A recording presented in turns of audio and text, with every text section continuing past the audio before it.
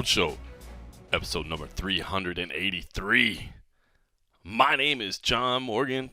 Cold Coffee is back home in Las Vegas. He's chilling. He's enjoying himself at home, having a good time, working from home. That man does not mind not being on the road. I'll tell you that. He still loves to travel. He still loves to see the world, but when he can just stay in his own humble little abode, the Casa de Cold Coffee, he is just fine with that. Meanwhile, I am back in my hometown of Dallas, Texas. I mean, if you want to get specific, I was born in Dallas, but I was raised in DeSoto, Texas. So if you're somebody that knows the DFW Metroplex very well, DeSoto is where I graduated high school. Spent most of my younger years, then spent a lot of time moving around, man. I lived all around this place, man. I lived in Louisville for a while, lived in Mansfield for a while, lived in Euless for a while. I lived in I bounced around a little bit. You know what I'm saying? I bounced around a little bit in my younger years. I've obviously been in Vegas for a long time now, but it's always nice to get home to Dallas, Texas, where we are for UFC 277. And it's fun because, it's always been fun to come back to Dallas because, everybody likes to go home, right? I mean, I love Las Vegas. I don't see myself ever leaving. But everybody likes to go where they grew up, right? You go back to the bars that you used to go to, the restaurants that you used to go to, the whatever, you know what I mean? Enjoy yourself and see the things that you grew up. But there's always that nice kind of comforting feeling about being around something you grew up with and something familiar, But for me, it's gotten more special as my son has gotten older. I like to go home and see my parents, of course, but now that I can bring their grandson around too, that's actually really cool. So that's what we got to do this week. It makes the schedule a little bit more complicated for me. Got to balance out the family duties with the work duties as well. Don't get to see, obviously, the traveling crew that's on the road. The man, Hot T, was at the media day today. Oscar Willis, Jose Youngs was there. Normally, we might go grab a frosty beverage afterwards, Brett Okamoto. But can't really do that. I gotta head out. But there's something kind of cool about, brought the wife and kid here. And I actually stayed with my mom last night. My parents have been separated for a long time, but I actually stayed with my mom last night because it's a little bit closer to downtown. But now I'm actually at my dad's. My wife and kids stayed with my dad last night, and my dad and my son, they got up and headed out, I think at like 6 a.m. this morning to go on a fishing trip, man. My dad loves to fish, and my son, he enjoys this. I never quite got into the fishing, so I think my dad enjoys the fact that he can take out his grandson, and they went out on Lake Whitney actually, and got a guide out there, and man, it was cool to be at media day and got a video of my kid, kind of reeling in a big fish or whatever. It's fun, man. So I enjoy that aspect of it, kind of balancing both things. Like I said, it does make the schedule a little bit more complicated, but it's cool to get to marry both those things together. So excited about how the week has started. We just got in yesterday, straight to media day today for UFC 277 for the event that'll be, of course, on Saturday night. And man, listen, I'm intrigued by this. I'm intrigued by this main event. We talked about it today. I mean, look, this card is loaded, and that's kind of the way the pay-per-views are now, right? Well, I say loaded. It's a really good card. This is not as big as some of the pay-per-views, so as I say loaded, I get that some people right away will be like, John, no, it's not. But I think there are, especially the main card, I mean, some really, really meaningful fights. Maybe not the star power all the way through like some of the recent cards, but I still think it's a pretty damn fine card. And I'm intrigued by this main event, man. I really, really am. Julianna Peña and Amanda Nunes rematching for the women's bantamweight title, of course, that Julianna Peña won the last time out they fought. It's a big one, and I like the fact that they're running it back right away. Amanda Nunes has certainly deserved that, and then you go to the Ultimate Fighter, and there's intrigue about it, man. I find this to be a very, very intriguing fight, and I'm really, really intrigued just because, it's funny. We're at my dad's house right now, so I'm actually just outside Midlothian, basically between Midlothian and Waxahachie, Texas. So again, if anybody knows the Dallas-Fort Worth Metroplex and beyond, I'm at my dad's house right now where the whole family's together. We just finished having dinner after the media day and had to pull away to a little recess over here. We're out in the country. We're out in the country a little bit, but that doesn't mean that we don't do the MMA Roadshow. So snuck away here. But as we were driving here, so after the media day, I went and picked up my mom in DeSoto. And we drove down here, and she was kind of talking. My mom has become a fight fan, which is interesting because she basically just started watching Basically, I think just so she would have something to talk to me about. You know how it is. You're trying to relate to your kids, and they ain't got none of the same interests, but you take an interest in what they are, so at least you have something to talk about. I think that's basically why she started watching fights. But she's become a fight fan, and we were talking about this on the way down, and in the car down here, and she was asking, what do you think about this? I mean, I hear a lot of people say that basically, the reason Julianna Peña won the first time around was because of Amanda Nunes' mistakes, because of her unreadiness, and had she been at 100%, that the fight wouldn't have gone the way it went. And look, that's a very fair opinion. Now, the thing I did caution her is I always hate when people say this fight was won solely because of mistakes that were made, right? Of course that stuff factors in. But I feel like when you do that, it really it takes away from what you're giving, the winner. So you're saying, unless somebody walked in there and slipped on a banana peel and fell down and hit their head on the floor, and the winner never even threw a punch, then you can say, yeah, it was definitely some mistakes that were made. But, Julianna Peña had to fight fire with fire.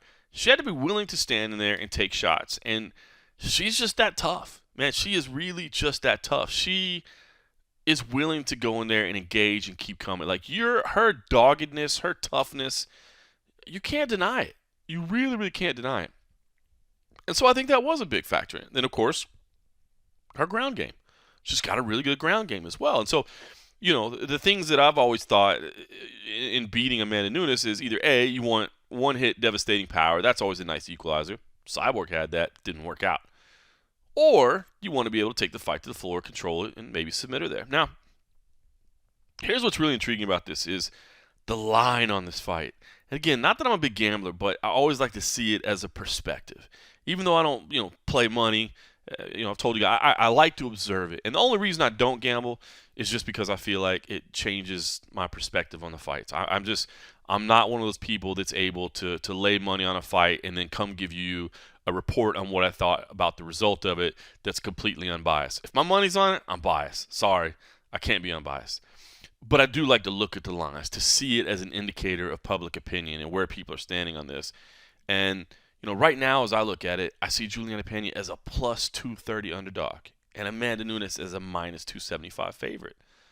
And that's intriguing. I was talking to Hot T about this earlier today because the statistics and the hardcore gamblers would certainly be able to lay this out there. Somebody like my man Dan Tom would have this. Luca Fury, who's back in the game. They'll be able to lay this stuff out.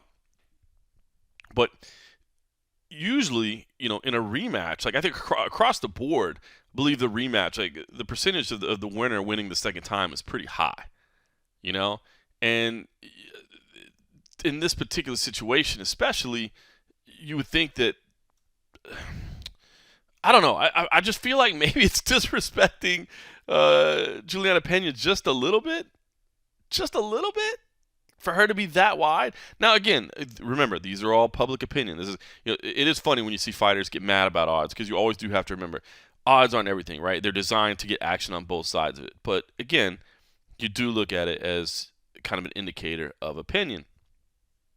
That, to me, says that a lot of people still believe in Amanda Nunes. And I get it. If we're calling her the women's GOAT, if we're saying she's the greatest of all time, you should. Now, the percentage goes up even higher in that rematch statistic, I believe, when the one that won it is younger. I've heard that as a much quoted statistic as well. Now, it's not a huge age gap, despite the difference in accomplishments. It's not a huge age gap, but Julianna Peña is the younger fighter. So now it comes down to, I guess, what you think of the difference between the fighters and what you think of is going to be different this time around. Did Amanda Nunes just have a bad night? Did she just have one terrible night? Now, listen, she's come out and said, and I applaud her for doing this. I know that if you're against her, you're going to say it's an excuse, but I applaud her for saying, look, I was dealing with COVID. The COVID was still bugging me. I was coughing and stuff in practice. It was slowing me down. It was bothering me. I did have an injury as well. And she has said, I kind of regret taking this fight. I should have backed out of the fight and I should have rescheduled it, but I didn't. And so I'm owning up to it. I'm not making an excuse. I'm not, I made this decision. I paid the price for it. I own up to my mistakes. I don't think you can fault her for that. I know a lot of people say you're making excuses. I like to hear stuff like that. I know it's ammunition for people to shoot at you, but I like to hear that stuff. So, do you buy into that 100%? If so, and she's 100% now, is this a different fight? Or is it the same fight? Is it just that Julianna Peña is the right game? Styles make fights, right? Then you add in the caveat of Amanda Nunes leaving American Top Team and opening her own gym, right? And on the surface, that sounds kind of bad, right? I mean, American Top Team. I'm sure you guys, if you haven't been there, you've at least seen it, right? Massive facility. You've seen video from inside of it, pictures. Massive facility. How many people train there? How many training partners do you have available? How much do you have on the table? I mean, like, the resources that you have. Dan Lambert, who's funded American Top Team. I mean, what will he do for you? The coaches that you have available for you. Unbelievable. It's unbelievable. But you go and you want to do it on your own. It sounds a little suspect, right? And again, surface level. I'm just saying, outside looking in, not listening to everything. Today we got a chance to talk to Amanda Nunes. We got a chance to hear a little bit more about it. And I heard she was a little bit frustrated with the Kayla Harrison situation. Look, I like Kayla. No secret there. I thought Kayla was always respectful. I mean, she never brought up Amanda's name unless somebody brought up Amanda. And I thought she was always respectful in saying that, only in the fact that I want to be known as the greatest ever do I want to be compared to Amanda at all. She's my teammate, and I'm not trying to shake the boat. If it comes to it that we need to meet someday for determine who's the best in the world, then I'm okay with that. But it will be in a sportsmanlike manner. There will be no bad blood. There will be no trash talking. There will be athletic competitiveness, and that's it. Because I always thought she handled it the right way. Still, I guess if you're a little territorial, you're like, hey, this is the house that I built. I was here. I know you're being respectful about it, but I still don't like that you're talking about it. I don't fault Amanda for being upset at that. But anyway, so those are all the things that you want to factor in, right? I mean, that's basically what it boils down to when you lose. Because I'm telling you right now, as a gambler, when I look at Julianna Peña as a dog in the rematch, after winning the first time, with all the momentum, with the increased self-belief, with Amanda Nunes leaving American Top Team, boy, that looks like an awfully tempting bet to me. But if it was an off night, and Amanda Nunes is at 100% and she's the GOAT, then she should win the fight, right? I picked her the first time around. I said Julianna Peña is going to be a tough matchup and has the ability to win this fight. There's certain fights you go into, and anything can happen in MMA, but there's certain fights you go into and you're like, puncher's chance. Freak things happen in MMA. When you use the term, hey, well, what do you think about this fight? Well, anything can happen in MMA. You know what you're saying. You're like, it's probably not. But maybe it's possible. So I was really intrigued to talk to Julianna Peña today. I will say, looked in great shape. Looked in great shape. Appeared to be in incredibly good spirits. No frustrations, no anger. I thought she might just be annoyed at having to do all the media and stuff like that. I mean, I don't want to, bring up the name Ronda Rousey or whatever, right? But that was an example of, wow, like no media at all. Not that Amanda Nunes would be that way, but could you see her being a little annoyed, a little short, a little like, I don't want to have to talk about this right now. I just want to go in there and fight. Yeah, I could see that. And she wasn't. She wasn't in the least. So, I don't know. I was excited to talk to Amanda Nunes today and kind of find out what she thought about things. I did like the fact, by the way, it was kind of funny at first. I was like, man, because UFC PR did carry in the belt for her and put the belt on the table. And you do kind of have to remind yourself that she's the featherweight champ, right? Like, it's not like that's a thriving, bustling division. I mean, it stands out when you go to the UFC rankings page, and it's literally just her face and nothing else below it. But it is cool. It does remind you, hey, this isn't just, somebody trying to get their belt back. Like, I mean, that's what it is. But this is still champ versus champ. So there's something. But anyway, I was excited to talk to Amanda Nunes, and here's what she had to say. And is it kind of nice to have the belt there to at least remind people this is still champ versus champ? Yes, definitely. Feel very good. And I still have a home anyways, just the title was for her, but we will change that soon. It's been a long time since we've talked to you after a loss, right? I mean, what is the feel this fight week for you, knowing you got to get something back? Yes, definitely. Like, very excited for me. I've been here before, I was a challenger before, so it's not surprising or anything like that. So, you make mistakes and you pay it off. I lost my belt. So, but like after that, I was like, okay, I'm gonna go back home and fix it what I have to fix it. If I have to make some adjustment and movie and whatever I'm gonna do, I'm gonna get that thing back. So lose the belt never was something that's putting me down or making me sad. Just me keep me like even motivated and fire me up. I always need that. Like I always need like that kind of like push. And what Julianna bring it was the challenge, that I needed for. I was without challenge for so long, and now I finally like get in the position that I really like to feel. I like to feel like threat. These moments that I shine in the most. How long did it take you to get there, right? Because you had talked about, maybe I'm kind of done with fighting. I want to be with my family. I've accomplished everything. So, after that fight, did you say, well, maybe that's it? Or was it like instant, like, oh no, we're going back? Like, how long did it take you to get there? Of course, like I was like a little bit like, yeah, maybe like now I'm good. So, no worries in the way that I want to go out, of course. But like if I have to go enjoy my life, I'm so happy to do. I did so much for this sport, and the sport did it for me as well. So I did everything already that I want for my career. At that point, I kind of like, maybe I retire, maybe not. We'll see. Let's see how my head is. I'm going to wake up tomorrow to see. But when I went back to the hotel that day, and like you guys know, I wanna open my gym for so long. It was in the paper already, but I never was like, okay, I'm gonna do. I always think maybe next time or not. So after the fight, the first thing that I thought was that if I'm gonna do this again, I'm gonna do it in my place with my name now. So, and when I went back to the hotel, was talking a little bit. Of course, I was sad, but was a sad that was bringing me down. Was a different kind of sadness that I was kind of like sad and hungry at the same time. So, and we was talking like, if we're gonna do this again, we're gonna do the way I want now. So, and when we decided drive back, because what I wanna do with that was I have time to think about everything when I drive back home. So if I go in the fly, it's gonna be fast. I'm gonna sleep and then I'm gonna wake up there. So I don't wanna that. I wanna like get my thoughts together, and it's the only way that I'm gonna give it my brain like that kind of thinking and rest at the same time, because across the country is beautiful. You're gonna see so many beautiful places out there, and the mountains and everything is gonna clear my mind and then give me like ideas. So it's exactly what happened. And I drive it back home like almost 30 hours, and we stopped in many places, and it was exactly what I needed to put all my ideas together. And when I arrive at home, we have everything set to start over, So, and now we're here. I'm very happy. Fight week. This is the week that we all look for. I'm 100%. I have a great camp. I always be able to like set up my gym the way I want.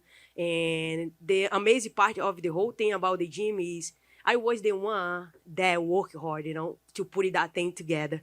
And I have a couple friends, Nina's dad, friends come help us, and was just a good energy to come back here and then get the belt back. So now I'm here, ready to go. And Saturday, I will take my belt home with me. So now that you've done this training camp on your own, right? I'm curious, like, what was the best part of it? Because it does sound a little weird. Like, I'm going to leave American Top Team, best facility in the world, best coaches, all the training partners. And you're like, I want to do it on my own. Now that you've done it, I guess, what were the advantages? What's the priority or the good things about it? Like it's America Top Team, like you guys know, always was great to me. Dan Lambert, all the coaches, we make history together. So my circle over there, I feel like we made it what it's supposed to, So at this point right now is like I want to do something that I want for myself, So when I decided to do that, and I was just because I wanted my place, it's not to compete against the gym, nothing, anything like that. It's not always turning my back for them. I just want to do something that's for me, what I want, And I want to feel the place that's not have a lot of people all the time. One time I was already like over to, be able to train and then like be able to have a lot of people. That's not bad at all. It's just a phase in your life that you want to train in your own space, feel safe as well, feel like you're gonna train and this is your place. You feel this is my place. I do whatever I want. So anybody that's walking there, only one is gonna walk if I want. So. But all my years there, America Top Team was great. You guys know, like it's not something that I need to really talk about it, but I like to remember, just because I don't wanna like people think like I'm turning my back for the gym. It's not that. I just is going my own now. It's like it's just a kid that's grow and they wanna go in their own. So it's exactly what I wanna do with my life. And if I retire without open my gym, I would be very upset. So because it was something that's when I started this, I know I want to have one day. It was my own gym that I train in, that I be able to, do everything that I want, put all my accomplishment in the wall to see every day was something that I was looking forward to. I have all the banners for 7 years in my life. Always in the tube, in the room. I said, like, we have to do something with those things. I cannot, like, leave those things forever right there in the corner and then don't do anything with it. So when I started grabbing everything, the feeling that I got from that was amazing. I always like open the all the banners for all the fights that I did, and that thing just me fired up so bad. And when I was be able by myself put it in the wall, even like growing that fire back, you know what I mean? I'm gonna do this again, baby. Soon I'm gonna get it moving forward. I have to fix a couple things, And I always have in my mind, and I always been say that now, like when the lion is gonna attack, the prayer, they don't always take the first time, but the second time for sure is gonna be more precise. And now I'm here, I'm gonna get my belt back Saturday. I like that. Talk about just preparation the second time around. I mean, we know, look, you don't want to make excuses, but there was an injury, there was COVID, there were all these things going on. So getting ready this time, were there huge tactical changes that you need to make, strategy changes? Or is it more about just being 100% and being able to do what you thought you could do last time? It's definitely being 100%, have a full camp. You have to have a full camp. Go and do your sparring, do everything that you best of it, to step in the cage 100%. Of course, it's not excusing me, but I was exactly what I passed, was exactly what happened in my camp. I had COVID, and soon I was clear. But I still have it. I still was coffee, walking the gym, you know what I mean? I still like training and then stopping and then coffee and all those things. So I still like recovering when I was out from COVID. I still recovering. I still like was getting my body, feel better. I still have a little bit like fatigue. So, but like all those things. And then on top of that, I got injury in the camp. So was just a mess, that camp. But for some reason, I want to fight that day. I could easily like recover and set up another day. But, it is what it is. It's not excuses at all. Just what I went through that camp. So Julianna is a tough opponent. We all know that, but I've been there before. I fight one of the best girls out there with the similar style. Even better strike, even better wrestling, even better ground game, and I still like getting my belt back. But that one, for some reason, was her night, so she got it, But Saturday, I'm gonna have that thing back. I wanted that thing back, This is the thing that's moving me forward. I wanted the belt back. I missed the belt, It's not all the things to really like pushing me as much how I want that thing.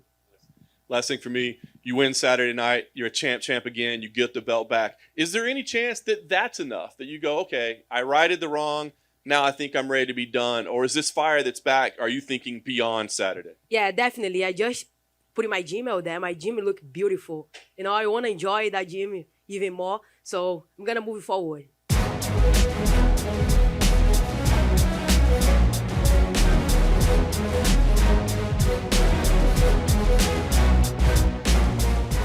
All right, so there you go. Listen, an interview's an interview, a fight's a fight. But to me, I feel like this fight the fighting game itself is so mental. And in a situation like this, it especially is. And again, those question marks, leaving American top. When you hear her talk about it, at first, when I first heard about it, it sounded like Amanda Nunes is pissed off and she doesn't know what to do next, and she was thinking about retiring, and she opened its own gym, and what's she doing? I mean, look, Roger Crawl's a legit coach, man. That's somebody that's been around her. So, she's saying the right things. And so now I start thinking, well, maybe that price is good. Maybe if you can get the GOAT and not the less than 3-1, maybe you're all right. So I don't know. It's just so intriguing because to me, it's how do you factor that? I mean, how much stock do you put into the COVID, the injury, the off night, just everything? How much do you put into that? Or do you just think that Julianna Peña is the right stylistic matchup? Julianna Peña, she was one of the last folks we spoke to on the day. Still in incredibly good spirits as well. Man, the transformation of her, I think back a few years ago where it seemed like she was annoyed to speak to the media at all. And I get it.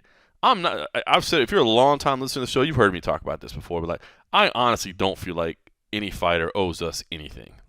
Period. They don't. They absolutely do not owe us anything. Do I think that it's a good idea for them to kind of help talk to us and, give us some information so we can talk about it and, maybe get your own message across and all that stuff? Yeah, I do. I think it's good. But if somebody doesn't want to talk to us, I don't feel personally offended or anything like that. But for the longest time, it was you walked up to her at the old school media days where we were kind of moving our cameras around, setting up the tripod and all that, and you could just sense this But she's not that way anymore. She's great. She's engaging, and she has some wonderful things to say as well. And I was kind of a little bit curious about her mindset as well, right? Because she always said, I'm going to beat her. She was asking for the fight. I can beat her. I know I can beat her. I got this. And she did it. She got there and she did it. I know everybody, people say that. But first of all, and I do want to say this too, you can always tell people that are saying something to kind of get themselves to believe, they're repeating some mantra to try to get themselves to believe that that's the truth. And then you can tell people who are talking about it, they just believe it. And I guess, maybe that's just something that comes from hundreds and hundreds and hundreds of interviews or whatever. But I don't know. I feel like it's not just I feel like it's more evident than that. I feel like you don't even have to be somebody that's done thousands of interviews to get it. You just sense that reality in people. They're just saying that to try to convince themselves to, oh, no. They know something. I always go back to Chris Weidman back in the day about just the confidence he was speaking with ahead of Anderson Silva. And it was different, man. It was something different. And look at what he went out there and did. And she always had that. It never seemed fake to me. Now you can look at somebody that's like that and you can think that they're being delusional. You know what I mean? And clearly she was not. And I'm not saying I thought she was ahead of time. But you can see somebody that has that belief in themselves, and you can also be like, yeah, but no, that's not going to happen. It's funny, but she had that, and then she went out and proved it. But here's what I was interested with Julianna. So, I did watch The Ultimate Fighter. I know a lot of people didn't. That's fine. But they had a couple confrontations, and Julianna's got that little sass to her. She was a little bit dismissive. There was one when they did their final face-off. Amanda was like, "That's my belt. I'm gonna take it." And Julianna was just like, "That's what you said last time." And kind of smile. And I know it's a weird situation. You're having a face-off in the middle of a cage where you're still months away from a fight and whatever. But I don't know. I just wonder, is she now that she did it, is she gonna be dismissive and be like, "Yep, I knew I was all that. Told y'all I was all that. I had never had a doubt that I was that good." Was she gonna be that way? I don't think she was, man. I feel like she's still giving Amanda a lot of respect and realizing this is still a very dangerous fight. And I think that's healthy as can be. Because if you go in there thinking, I got her once. I took her best shot. And I walked right through it. She can't hang with me. She got tired. I broke her. All those things that she could have a right to feel that way. If you felt that way, that could be really dangerous. That could be a real problem for you. In talking to her, I don't feel like she's taking it that way.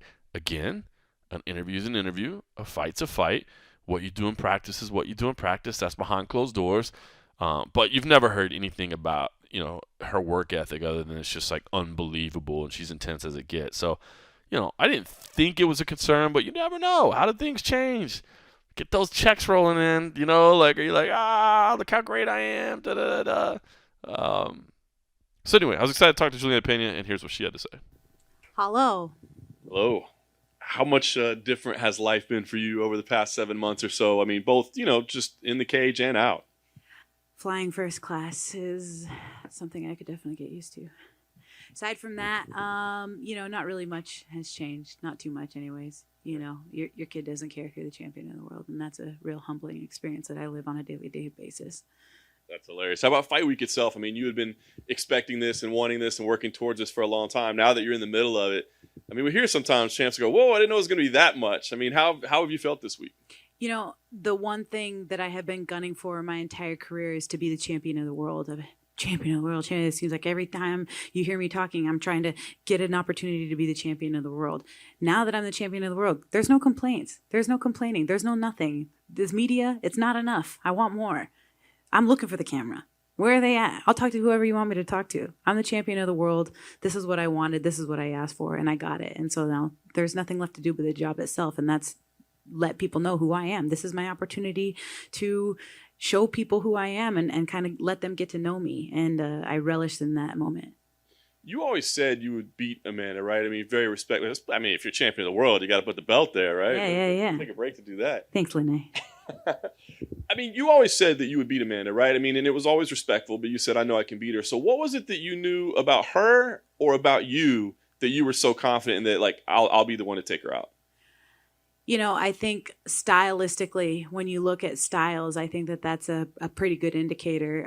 I also have the best team in the world that has eyes and heartbeats on the floor watching and guiding me. And without my team and without the adversity that me, myself, have had to face in my own career and in my personal life, I think those factors have given me the confidence to know that you can put King Kong in front of me and I'm going to go out there and I'm going to win.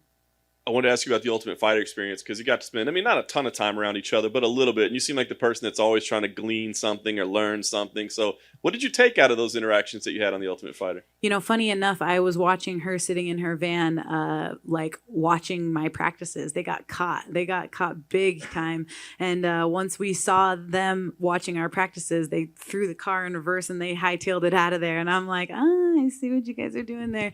I don't need to do any of that, though. I don't need to do any of that. But the most important thing is I can learn a lot just by listening to the fights and how they corner and the way that they are instructing their fighters on how to move and what combinations to throw and stuff like that. So that was very telling.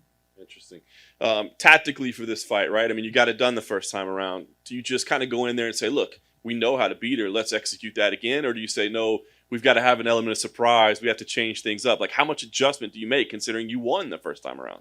At the end of the day, Amanda and I are the two best women's fighters in the world. You're literally getting the two best fighters in the world that are going to collide on Saturday night. I can't tell you that I'm going to pull a rabbit out of the hat. I can just tell you that I'm going to stand there toe-to-toe with the best in the world, and I'm going to give my best, and we're going to see whose ovaries are bigger. And I am willing to bet that that is me.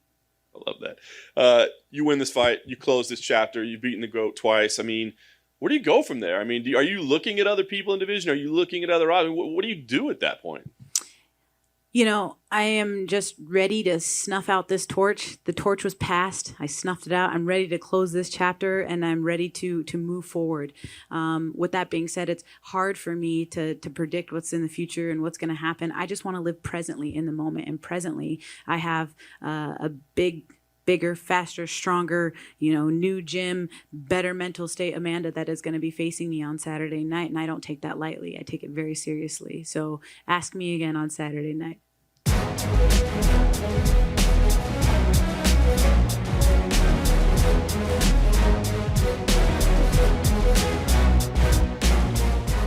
I mean, it sounds like healthy respect to me. It really does sound like healthy respect to me, and I'm intrigued by this matchup. I really am intrigued by this matchup. And by the way, the fact I love the daughter doesn't care that I'm world champion. Like, that's so funny, man. It's kids are the best, right? They don't understand. They can't put it in perspective. You're just their parent to them, and you need to make them dinner, or make them eggs, or whatever, man. Kids are the best, man. They keep you grounded like that. So I'm intrigued by this. I look at that plus money on a fighter that already won, that's younger, all the trends that I thought had the game to beat her, but then I just think if Amanda's on. I think she had an off night, so I'm torn. I'm intrigued by this, and I like when Julianna says it's two best in the world. You're going to see the two best in the world go at it, and I don't disagree with that. Champ versus champ. It's a big main event. Co-main event interim flyweight title is on the line. Brandon Moreno, Kai Kara France. I like this fight a lot as well. Such an intriguing situation too, right? Because for Brandon Moreno, like, dude, he's taking a risk here, man. He really is taking a risk, and I think he deserves credit for that. You know, you got the 3-fight series with Deiveson Figueiredo. Everybody wants a fourth. Well, maybe not everybody wants a fourth. I want a fourth.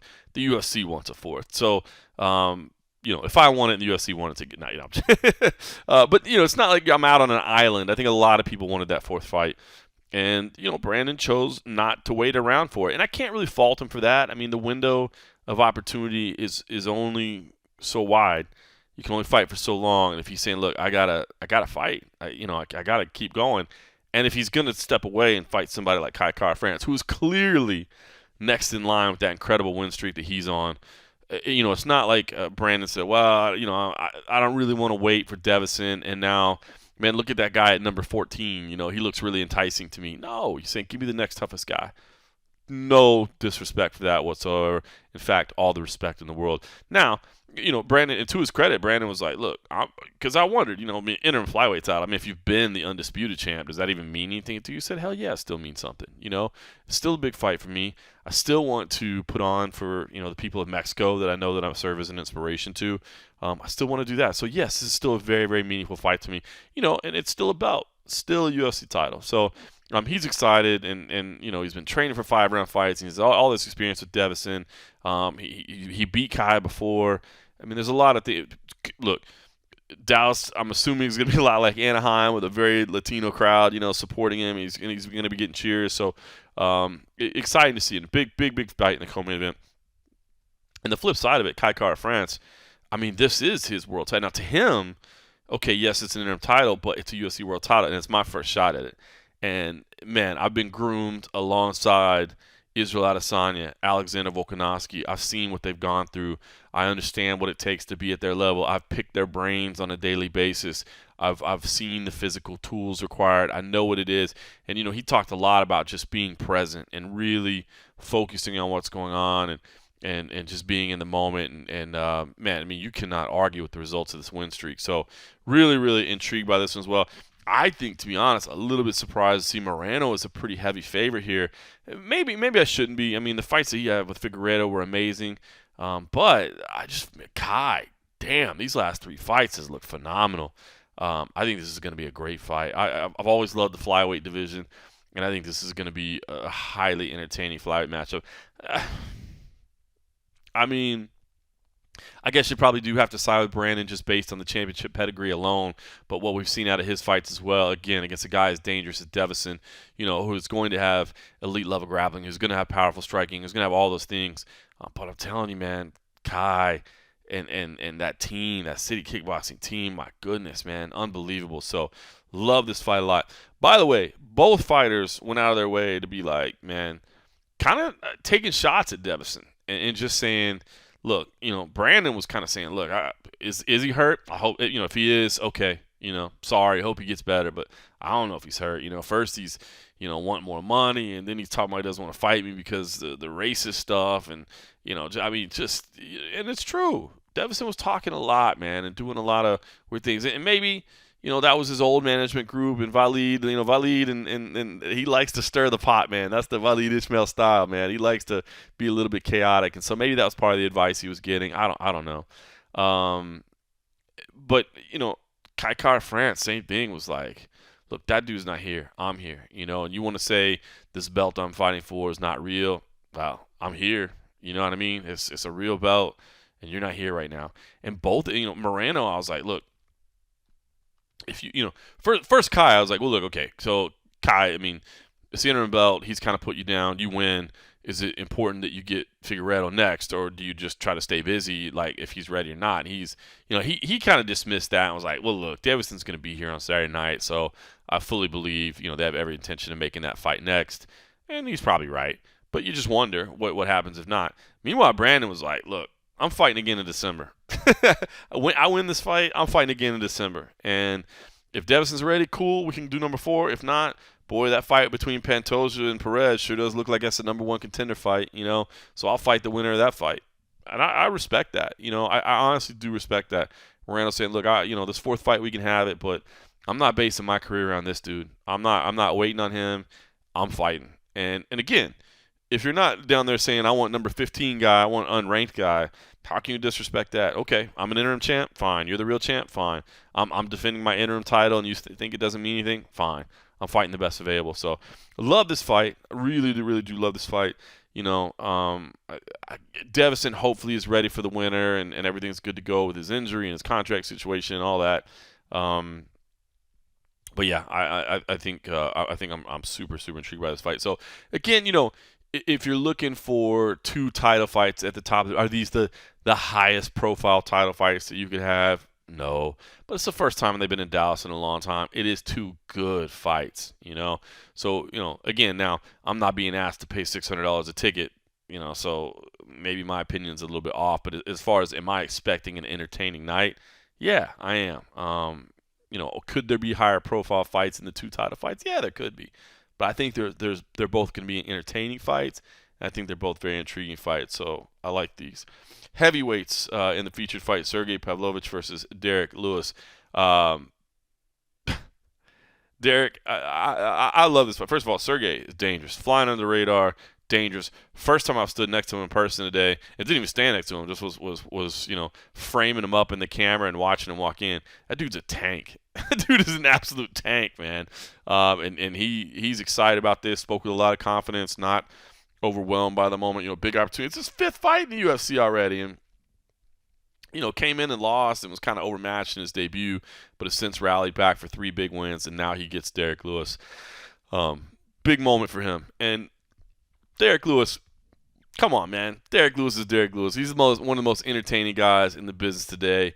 And his scrum today was just absolutely legendary. When Derrick Lewis walks in, you're not going to get – if you try to do a typical interview – now, listen, I always do try to get some fight-related questions. Try to get something – because when I do interviews, I think probably – I don't really ever talk about this, but I think when I do interviews, like I'm thinking about like I have to get certain quotes to fit in certain stories. Like I come from that newspaper world of like I need to get a preview done, and not that I've pre-written the story, but like I know I need to get comments on certain things.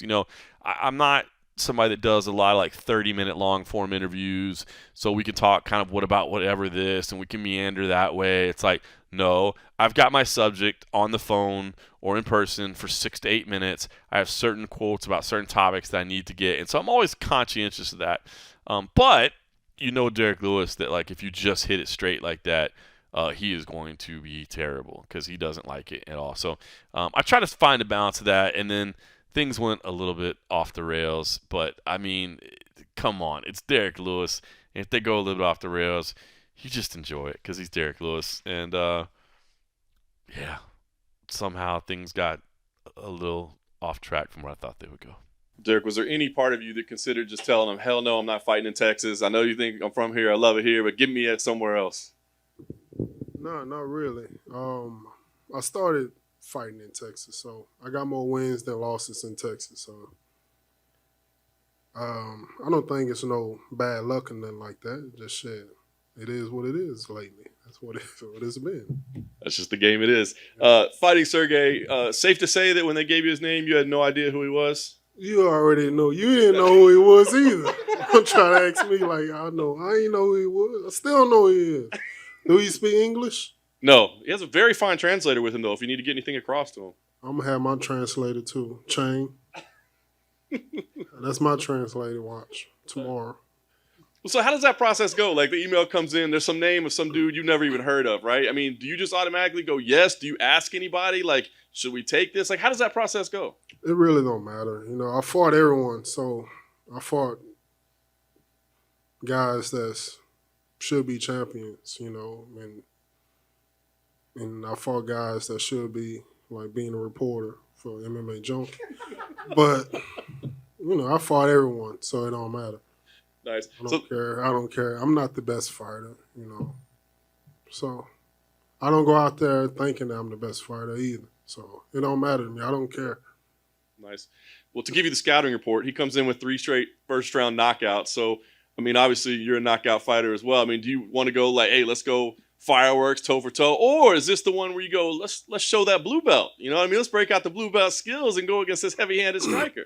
Yeah, I showed a little sparks last fight, my takedowns, and we might do a little blue belt action first round. We don't know. We'll see. We'll just see how it goes. I prefer just getting the win any means necessary, though. Nice. Last thing for me, Derrick. Obviously we know you fight for your family, right? It seems like you've done pretty well for yourself so far and everything is good. What motivates you at this point? Is it still like I still got to put money away for the family in the future, or is it that knockout record? Is it about the fans that you have? Like what motivates you these days? It's still the money. Shit, inflation. You didn't see the gas price? Shit, what is it, $7, $6, something like that in Vegas? Yeah, it's rough. It's like $6 in Vegas. Yeah. So it's even more. I was actually excited to see the prices here. It's nice. Yeah, it just went down last week. Yeah. What if you hit the Mega Millions, though? Then do you still keep fighting? No. It's $1 billion now. Mega Millions, I'm going to buy the UFC. Now I'm going to talk so much shit to the reporters. Oh, I'm going to dog y'all ass out like y'all do as fighters. Oh, yeah. Are you not a fan of us reporters, Derrick? Fuck y'all. Y'all talk so much shit about me for no reason. And I'm sitting up here telling your ass the truth. I don't give a fuck about this fighting shit. Y'all sitting up here telling me, oh, I don't think Derrick got it. Motherfucker, I've been telling y'all, fuck y'all. Shit. It is what it is. I don't care. I feel like you're one of the more popular fighters amongst the media. Nah, man. I don't even like y'all. Oh, that's... But old boy right here, you lost some weight, though. You're looking good, man. A little bit. I got a ways to go, but we starting. But you lost weight. You're getting a little neck now. You're starting to see, like, the outline of your neck. Yeah, a little bit. So you're looking good, man, yeah.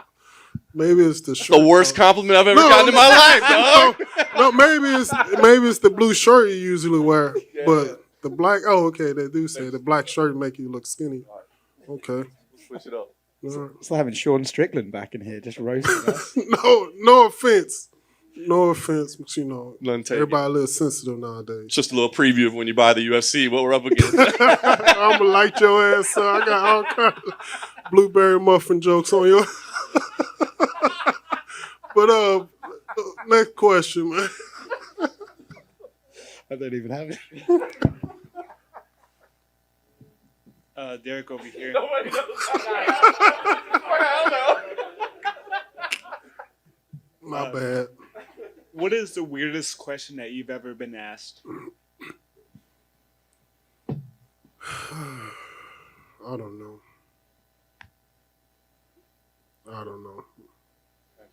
I think they all weird. Where I get my name from, I guess. The Black Beast. I always think it's a setup every time they ask me that. Especially from a foreign country. Because they automatically thinking something racist. So I'll be trying not to feed them too much into it. Because they already, from Russia, Germany, and all that. They're born off that swastika stick. But, man, don't be asking me no question. Next question, man. That's it? No, I go one for you, Derrick. Right here. All right. I saw in the Where you video. from, BT? Huh? Come on now, MMA Junkie. Oh, okay. All right. I saw in a video you did recently. You were at a car show or something like that, and a guy interviewed you, and you were around one of your expensive vehicles that you own. Can't say that, man. Can't say that. And he asked you. I'm trying to get a new contract. You can't talk about my expensive. My bad. It was a modest vehicle. Okay. I think it was like a Civic or something. Mm-hmm. Yeah. With paper tags. Yeah. Okay. But he asked you what you did for a living, and I think fighting was the last thing that you mentioned. I think you actually said you were a part-time fighter. So how actually engaged are you at this point in terms of, your fighting career, part-time, full-time, that sort of thing? No, actually, I changed camps. I'm at a new camp now. And we just been having fun. I've been enjoying the process of training. I used to not like to even drive to the gym. Now I try to get there early, like at least 1 minute earlier than I usually do. Right, Shane? Have I been late this camp? Oh, okay. All right. Fuck him. Get the camera off him. Get the camera off him. Back on me. But anyways, I go to the gym early. I don't care what they say. I go to the gym early. I leave late. I don't got the key to it, but I still leave late. And I get the work done. And I've been having fun in the gym. Been a while since I had fun in the gym. So this is going to be your 25th UFC fight, your silver anniversary, so to speak. We've had some other folks try to hang around for 50, like Donald Cerrone. Will you be around that long? I don't know. That's kind of hard. 50 fights? He had 50 UFC fights? Across UFC and Zuffa, like WEC. I don't know. I never thought about that. That's crazy. Were you aware this was your 25th? No. That's crazy, too. Because I know there's a lot of people didn't even think I would even make it past my second fight, But it's crazy to be even fighting for, like, my 25th fight this week, 25th. And that's crazy. And now it feel like now that I'm finally training the way I'm supposed to be training and doing everything I'm supposed to be doing these last few years. And I feel like if I would have been doing that from the get-go, I'd still be where I'm at. Shit. Fuck it.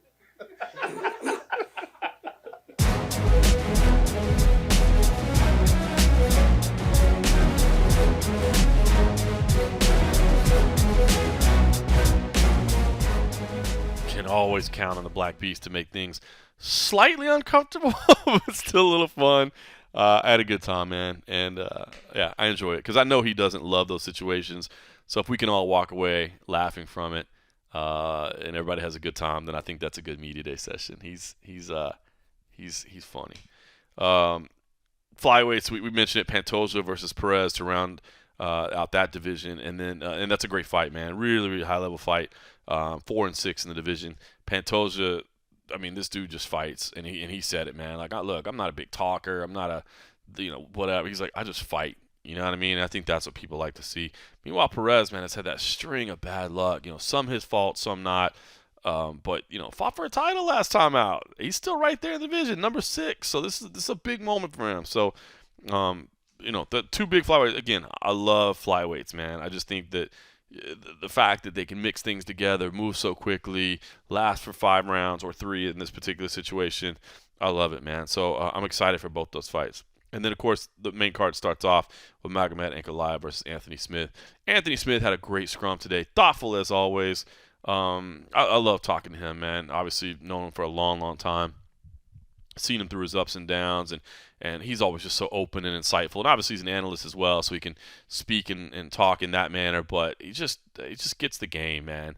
And he's open about everything. And look, he said, look, I'm not being dismissive of Ankalaev. I'm not saying he's not good. He's good. Everybody at this level is good. He's like, but I just don't see the unbeatable monster that everybody else does. Like, I think I can beat this guy. And, by the way, I think we need to start talking about me in a title shot next. Now, it looks like the rematch is next between Prochazka and Teixeira. And even he was like, if it's Teixeira, like, even though I could make arguments against it, he's like, I got so much respect for that guy that I will just be quiet and sit back, which, we've talked about the respect inside the sport that Glover Teixeira has. I mean, come on, dude. Like, when somebody would say, like, I think I deserve the title shot, but, I'm not going to argue because I have so much respect for that guy. I'll sit back and wait my turn.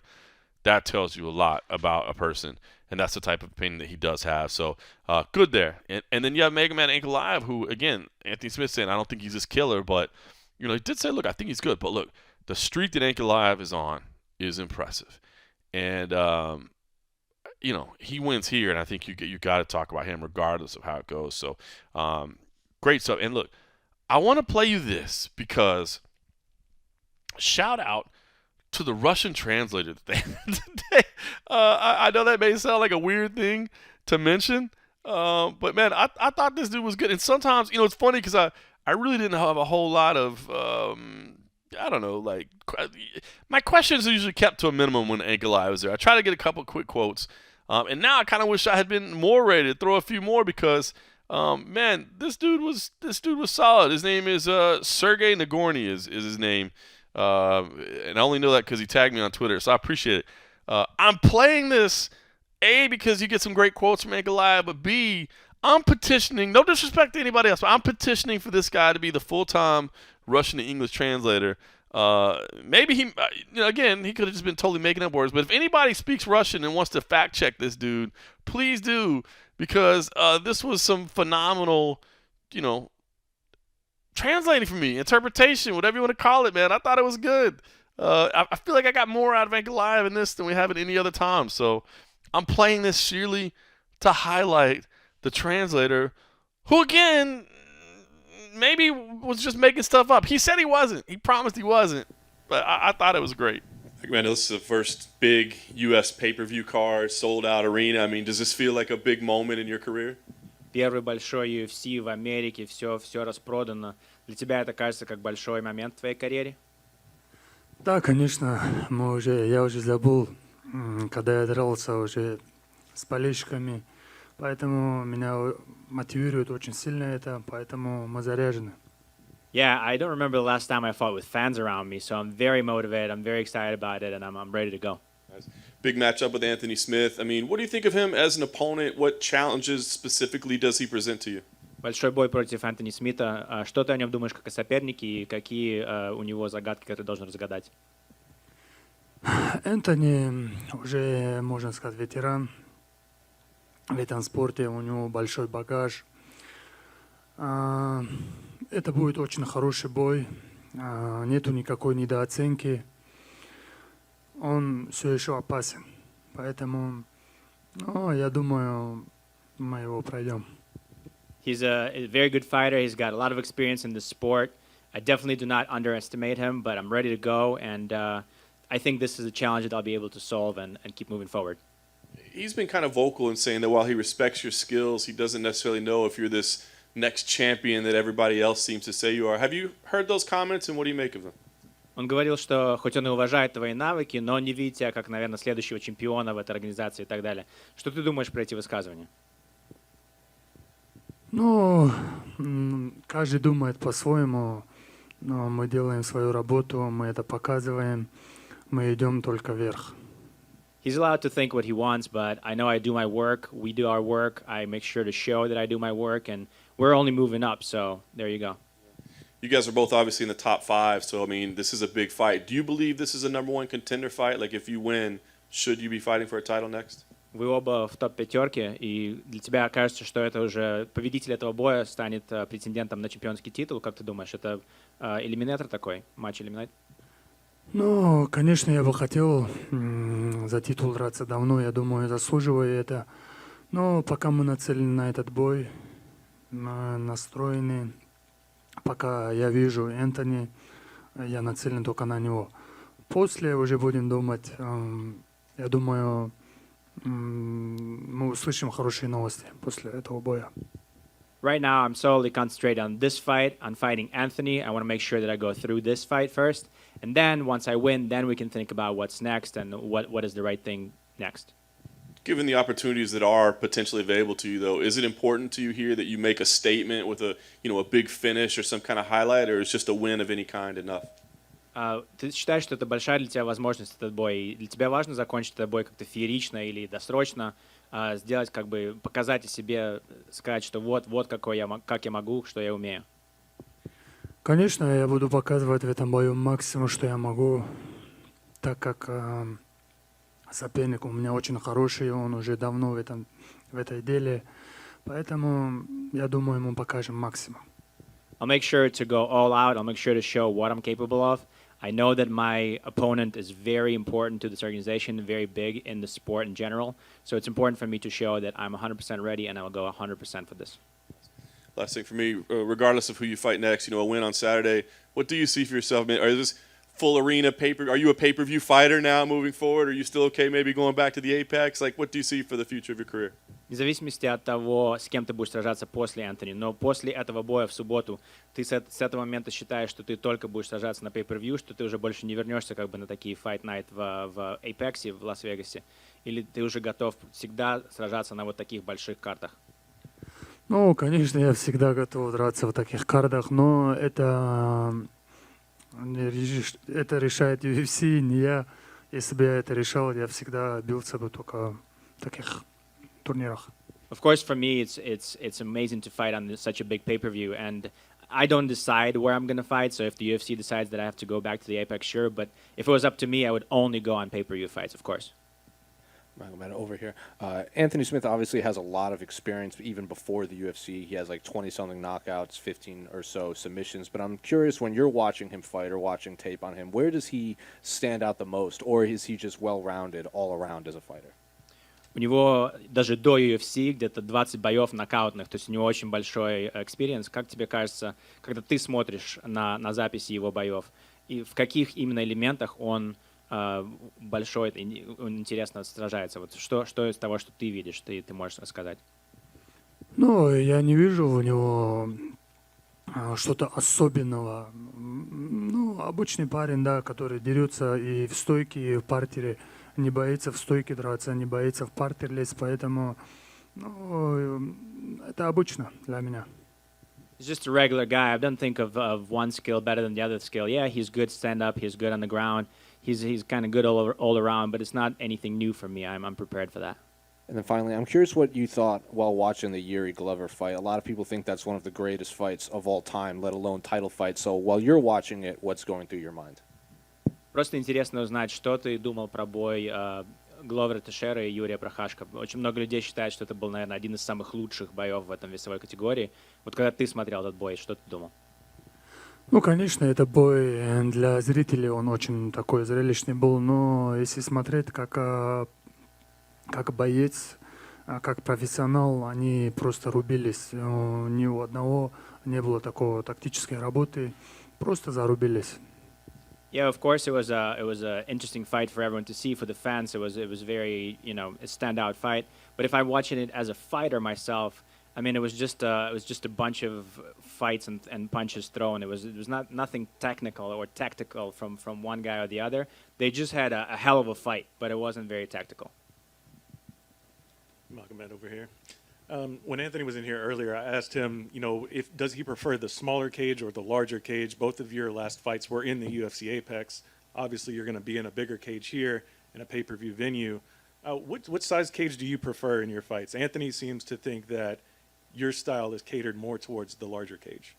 Когда здесь был Энтони до тебя, я спросил у него вопрос насчет того, какой размер клетки ему больше нравится.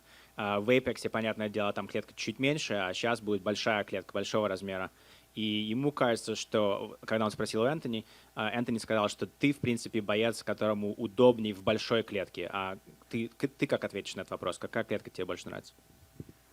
Ну, я уже бился и там, и тут, мне нету разницы. Где я чувствую себя хорошо, как и в стойке, так и в партере, мне без разницы, какая бы клетка ни была. Главное, чтобы она была закрытой. Honestly, I don't care about the size of the cage. The most important thing is that the cage door is locked. So it's very. I mean, I can fight standing up. I can fight on the ground. The fact is, I'm not worried about the size of the cage. It's the fact that the door is locked is most important.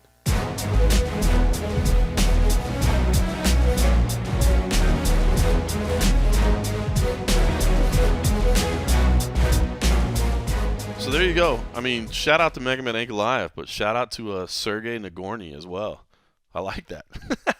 Listen, rest of the card again, and this is why I think this main card is fantastic. I mean, look, everybody on there is ranked. Half of them, only one outside the top 10, only two outside the top 5. I mean, look at that. Peña versus Nunes, champ versus champ. Moreno versus Kai France, 1 versus 2. Lewis versus Pavlovich, 5 versus 11. Pantoja versus Perez, 4 versus 6. Ankalaev versus Smith, 4 versus 5. That's high level. That's high level. Now, I get it. You come down to the prelims, and here's maybe where it drops off. Last time we were talking about, like, I know it got shaken up a little bit, but like at one point, like Brad Tavares and Dricus Duplessis was like on the early prelims or whatever. So I get it. We don't have that. But Alex Morono versus Matthew Simmelsberger should be fireworks. Morono, I love that kid, man. Like, least intimidating dude you'll ever see, but comes to scrap every time. Simmelsberger, 2 wins in 16 seconds or less. I mean, come on, that's insane. Drew Dober versus Rafael Alves. I think that should be fantastic. Dontel Mays versus Hamdi El Dahwab, who's making his debut. Kind of a highly touted guy out of the Middle East. We'll see how he does in his debut. Jakar Close versus Rafa Garcia. That's a fight. Get on. Michael Morales is back. That dude looks like the real deal. He's facing a newcomer. Jocelyn Edwards, who was sporting the Naruto T-shirt that my kid found so great at the airport. I tweeted about that. It was pretty funny. Anybody didn't see my tweet? We landed in Dallas. My wife and kid were with me. My mom was picking us up from the airport. But my wife was working on some business. She was like, "Hey, our internet on the plane wasn't working very well." So she's like, "Hey, before we jump in your mom's car, I need to send an email real quick? Is that cool?" And I'm like, "Yeah, it's fine." So we sat down in the terminal, and my kid pulls on my shirt, and he's like, "Dad, look."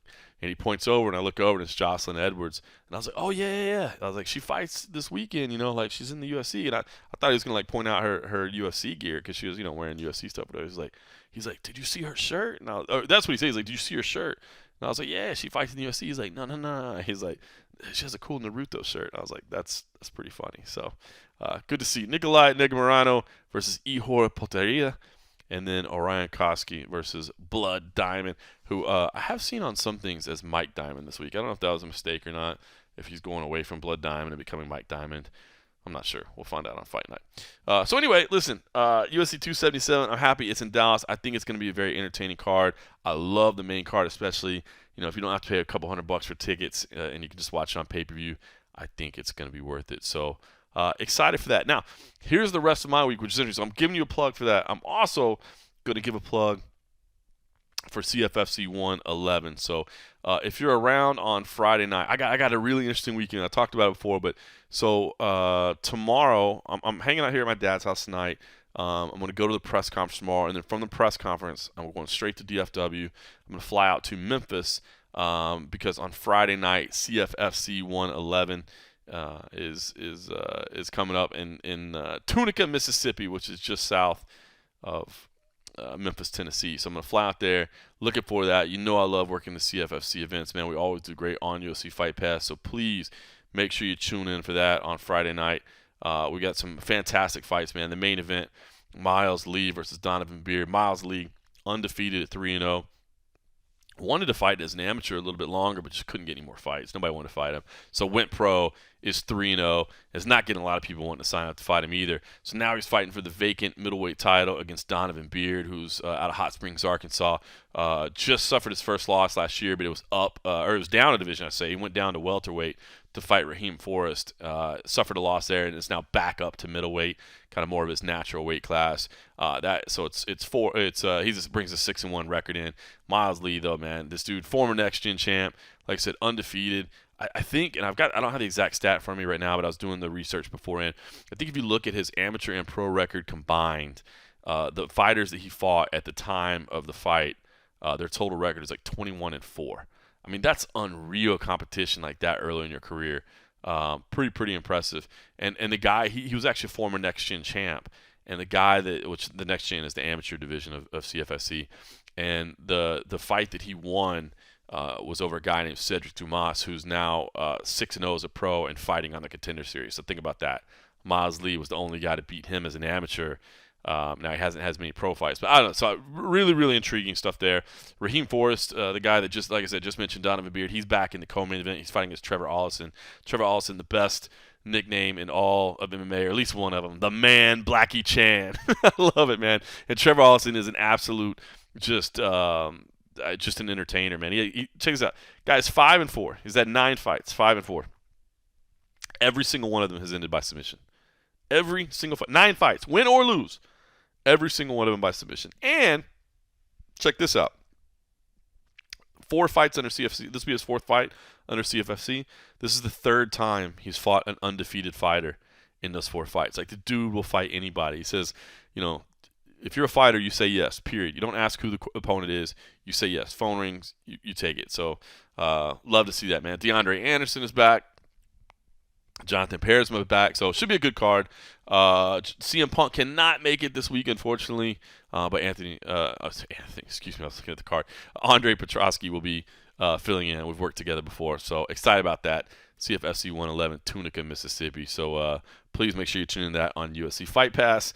And then, of course, check out UFC 277 on Saturday. If you can support us over at patreon.com/the MMA Roadshow, you can get the exclusive access to the and-a-half episode that I guess I'll be doing from my mom's house, I think. I mean, Dallas is always funny like that, working with the family. So, yeah, we'll have it all together for you, man. In the meantime, my family's hanging out, so I'm going to go kick it with them. But, you know, we never miss a week here. Every single week, we've never missed one without fail. That's the consistency and commitment that we have to you, and we'd love to do it. And, of course, it means the world that you guys support us in any way possible, whether it be over at patreon.com/MMA Roadshow, whether it be taking the time to subscribe, rate, review, any of those things. It all means the world. And so please, please, please, truthfully from the bottom of my heart, thanks for listening.